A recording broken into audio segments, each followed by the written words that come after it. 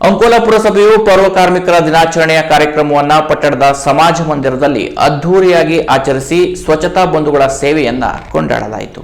ಅಂಕೋಲಾ ಪುರಸಭೆ ಆವರಣದಲ್ಲಿರುವ ಸಮಾಜ ಮಂದಿರದಲ್ಲಿ ಪೌರ ಕಾರ್ಮಿಕರ ದಿನಾಚರಣೆಯನ್ನ ಅದ್ಧೂರಿಯಾಗಿ ಮತ್ತು ಅರ್ಥಪೂರ್ಣವಾಗಿ ಆಚರಿಸಲಾಯಿತು. ಪುರಸಭೆಯ ನೂತನ ಅಧ್ಯಕ್ಷ ಸೂರಜ್ ನಾಯ್ಕ್ ಅವರು ಪೌರ ಕಾರ್ಮಿಕರ ಮೇಲ್ವಿಚಾರಕ ರಾಮು ಸಾದಿಯಾ ಮತ್ತು ಕಾರ್ಮಿಕ ಜನಾರ್ದನ್ ಮುರುಡೇಶ್ವರ್ ಹಾಗೂ ಅಧಿಕಾರಿಗಳು ಮತ್ತು ಜನಪ್ರತಿನಿಧಿಗಳೊಂದಿಗೆ ದೀಪ ಬೆಳಗುವ ಮೂಲಕ ಕಾರ್ಯಕ್ರಮವನ್ನು ಉದ್ಘಾಟಿಸಿದರು. ನಂತರ ಮಾತನಾಡಿದ ಅಧ್ಯಕ್ಷರು, ಸ್ವಚ್ಛತಾ ಸೇವೆಯಲ್ಲಿ ಮುಖ್ಯಾಧಿಕಾರಿ ಸಹಿತ ಇತರೆ ಅಧಿಕಾರಿಗಳು, ಸಿಬ್ಬಂದಿಗಳು, ಜನಪ್ರತಿನಿಧಿಗಳು ಹಾಗೂ ಇತರರೆಲ್ಲರೂ ಸೇವೆ ಸಲ್ಲಿಸುತ್ತಿದ್ದಾರೆ. ಪಟ್ಟಣವನ್ನ ಸ್ವಚ್ಛವಾಗಿಡಲು ಕಾರ್ಮಿಕರ ಶ್ರಮ ಹಾಗೂ ಸೇವೆ ಬಹುಮುಖ್ಯವಾಗಿದ್ದು ಸಾರ್ವಜನಿಕರು ಮತ್ತು ಸರ್ವರ ಸಹಕಾರ ಅತ್ಯಗತ್ಯ ಎಂದರು. ಪುರಸಭೆ ಮುಖ್ಯಾಧಿಕಾರಿ ಎಚ್ ಅಕ್ಷತಾ ಸರ್ವರನ್ನ ಸ್ವಾಗತಿಸಿ ಪ್ರಾಸ್ತಾವಿಕ ನುಡಿಗಳನ್ನಾಡಿದರು. ಪಟ್ಟಣದ ಸ್ವಚ್ಛತೆ ಮತ್ತು ಜನರ ಆರೋಗ್ಯ ರಕ್ಷಣೆಯಲ್ಲಿ ಪೌರ ಕಾರ್ಮಿಕರ ಪಾತ್ರ ಅತ್ಯಂತ ಮಹತ್ವದಾಗಿದ್ದು ಪೌರ ಕಾರ್ಮಿಕರು ಸುರಕ್ಷತಾ ಕ್ರಮ ಕೈಗೊಂಡು ತಮ್ಮ ಆರೋಗ್ಯದತ್ತ ಹೆಚ್ಚಿನ ಗಮನ ಹರಿಸಬೇಕು. ದುಶ್ಚಟಗಳಿಂದ ದೂರ ಇರುವ ಮೂಲಕ ತಮ್ಮ ಮಕ್ಕಳಿಗೆ ಉತ್ತಮ ಶಿಕ್ಷಣ ನೀಡಬೇಕು. ಸರ್ಕಾರದಿಂದ ಸಿಗುವ ರಜೆ, ನಗದೀಕರಣ, ಸಂಕಷ್ಟ ಭತ್ಯೆ, ವಿಶೇಷ ಭತ್ಯೆ ಮತ್ತಿತರ ಸೌಲಭ್ಯಗಳನ್ನು ಅವರಿಗೆ ನೀಡಲಾಗುತ್ತಿದೆ ಎಂದರು.